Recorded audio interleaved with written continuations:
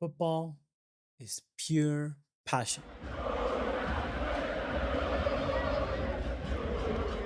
It's life. It's tradition. It's dance. It's the sound of drums, chants.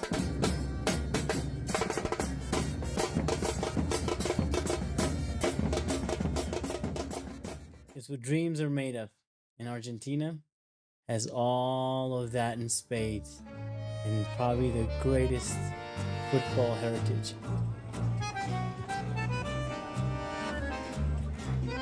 And the city, probably considered the most footballing city in the world, Buenos Aires. Welcome back to FFB, amigos. And today we have a special edition video for you. I warned you in some of the prior videos, I spent time this summer, which happens to be winter there, cold, visiting Argentina, particularly Buenos Aires, to discover all it has to offer in terms of its football and its passion. Now, I went there with the express purpose of discovering all the football beauty, its glory, the passion, talk to the people, check out some of the stadiums. So, ever since I was a little kid, I was a Boca Juniors fan, influenced by my late and very beloved grandfather. I miss you. And it was inspired to like football from the very beginning as a child when I would heard the musings and the speakings and words here and there of the magic of Diego Armando Maradona. Which I got my little shirts and I got my stuff action there. So the first stop I had to make was obviously to La Bombonera. It's not actually called that formally, but informally it's known as that, which is like a candy box, a candy bowl, however you want to call it, because of its shape in it. And it's quite inclined. And it's one of the most aggressive football environments in the world. And one of the most beautiful places to go watch a game, claimed by many, not just me. And it's located in el barrio La Boca, in el puerto, in the port city.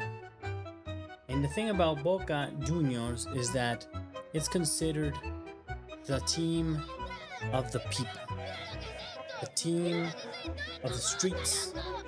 That's what it's known for.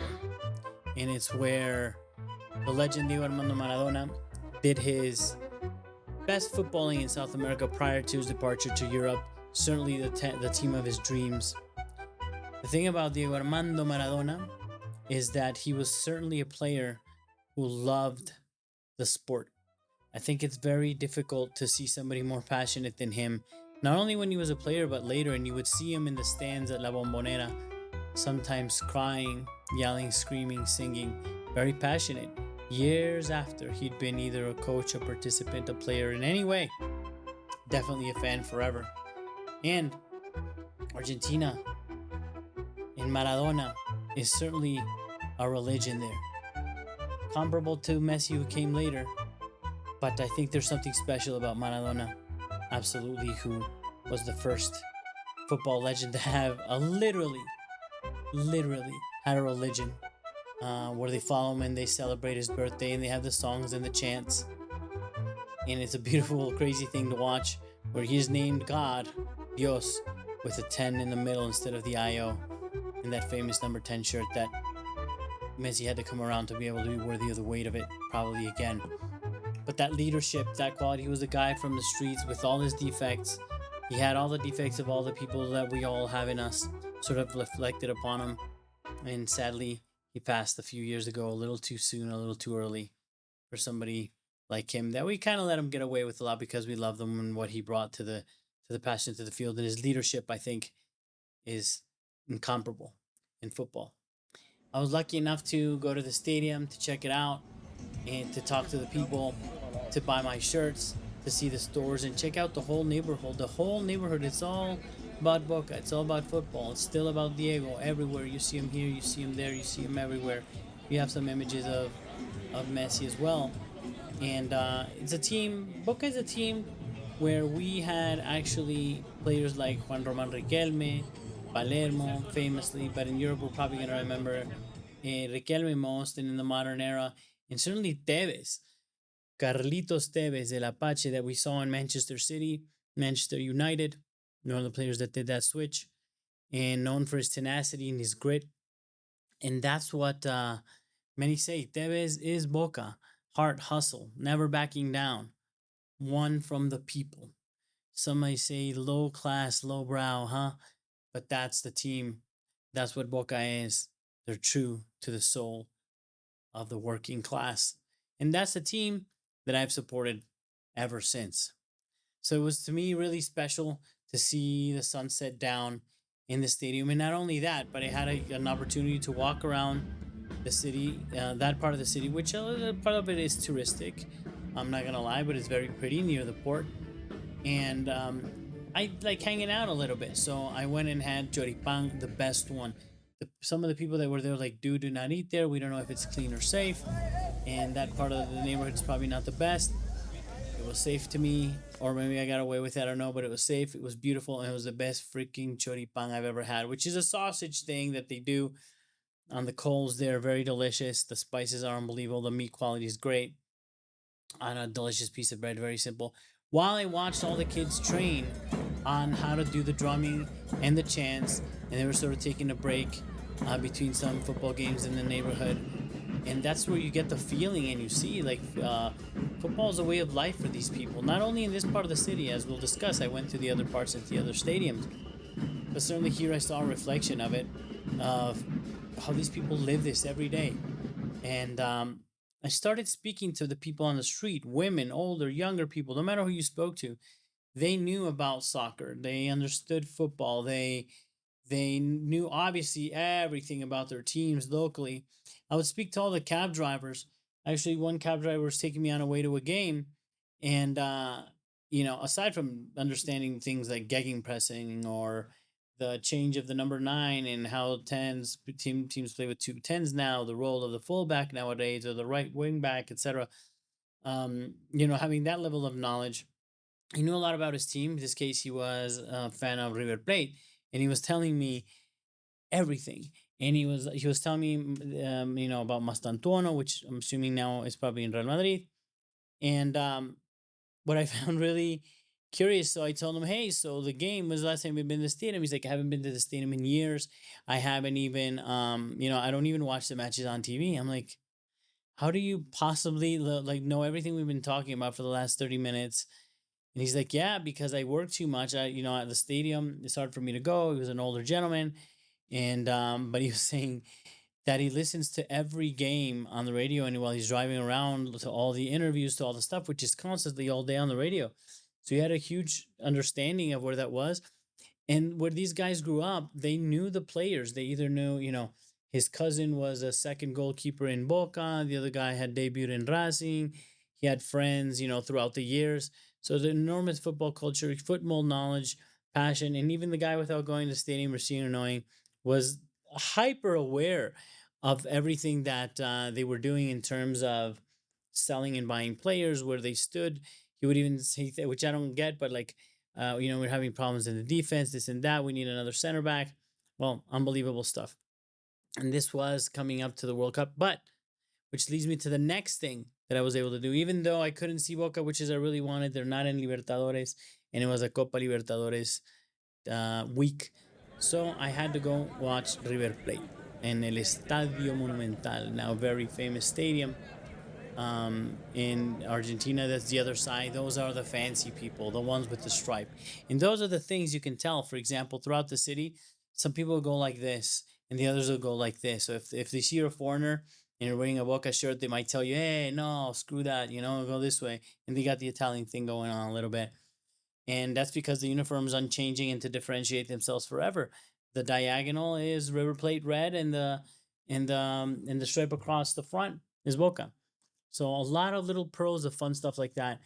And anyway, I managed to get to the stadium, and it was a little shocking and kind of sucked how far, man, they closed the streets to get to at least to where I was getting. I'm not gonna lie to you. I got off on the wrong part anyway. I think like I could have gotten closer and then further north to what my gate was.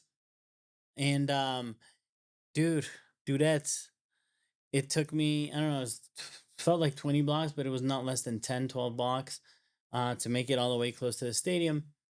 And pretty modern in the sense that it was, ID. A lot of, even in South America, we have now these virtual, facial recognition to access, or with code, they're showing an ID, which does a lot to protect the the scalping of tickets and all that. And anyway, going up to it, it was amazing. There were fireworks everywhere. There were flares. And mind you, this stadium holds 80,000 something people. And they were already qualified from the group stage. This was a throwaway game. They could have played their second, third string of players, the youngins, and they didn't have to play or win this match. However, they lined up strong. People were nuts. They had the flares, they had the fireworks, and they packed the stadium. And they sang every single second of the game. I'm not saying every single person in the stadium sang every single minute of the game, but at every stage throughout the game, with no silences, somebody was chanting throughout the thing. It was surreal. It was beautiful. It was amazing. It was everything I hoped it would be. And it was really engaging and fun, even though I'm a Boca fan. I almost got into it a little bit. I couldn't help but smile. Some of those chants are really funny, as you can imagine, football culture. I can't say any of that stuff here on the channel, obviously, for obvious reasons, but a lot of stuff is pretty hilarious and inappropriate. And you had a lot of young people going with babies in super cold temperature. It was freezing. And I was very, very lucky to make this game because not only I got to see one of the biggest Latin American teams in history, River Plate, which again, not a fan, but it was a Copa Libertadores game and there was goals involved. I managed to see score, to see the celebrations of the goal. And like I was saying earlier, even though they were eliminated, or not eliminated, they were already qualified for the tournament, they packed 80 something thousand people and they sang the whole time. And when I mean the whole time, I mean the whole time. I've been in Old Trafford, I've been in Anfield, I've been at Stamford Bridge, I've been in El Camp Nou and Bernabeu. I'm lucky. I love, to me, travel is about going to see football stuff. So I've done it quite a bit.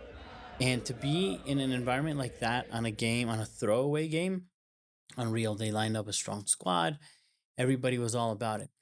They had a couple of flares go on, which is insane if you think about it, because that was the first game that people were allowed back in the stadium after a while in Copa Libertadores, because they had been suspended because they popped off so many freaking flares one night and fireworks that you couldn't breathe in the stadium. People started getting sick. It became really dangerous. And still, you saw some of the fireworks and stuff. So it's pretty crazy. So it was tame in that sense because they were really scared to get sanctioned again and the fans not be able to come back to their stadium. So in relation to that and the fact the kind of fixture, it was tame, but it was amazing. It was beautiful. The food, not good, I'll tell you that much, which is disappointing. The food in the outside of the stadium, delicious. Very good food. A lot of vendors everywhere in the stadium. We enjoyed the goals.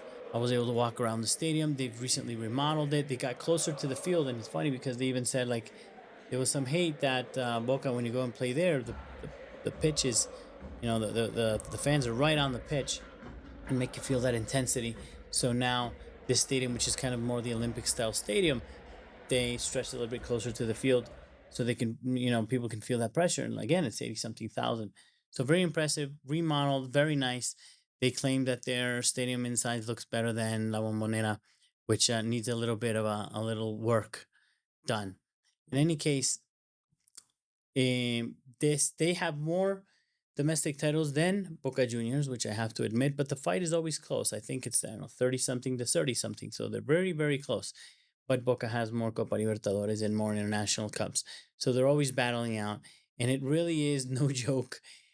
Some level of, unfortunately, sadly, at some points like hatred, but the rivalry is great, and you're one or the other. And Boca Juniors does have more fans. They, like I said, it's kind of the working class team, so they say they're the half plus one, la mitad más uno, is the team with the most fans, and the other one with the most domestic titles. So it's really interesting. They're always battling out, even when they have nothing to fight for. Those derbies are very impressive, and I think it's a dream come true to any real football fan to one day go watch one of those. But I didn't want to leave it there. Those are the obvious ones, the big guys, the big dogs, the big two. And I wanted to go see something else. So I ventured off to Avellaneda. So stand by for our next episode where we visit this amazing city that is home to one of the greatest rivalries in all of football. See you next time.